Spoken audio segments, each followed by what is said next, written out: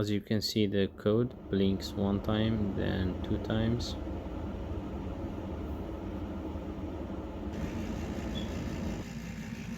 The igniter is good, then the gas is coming out.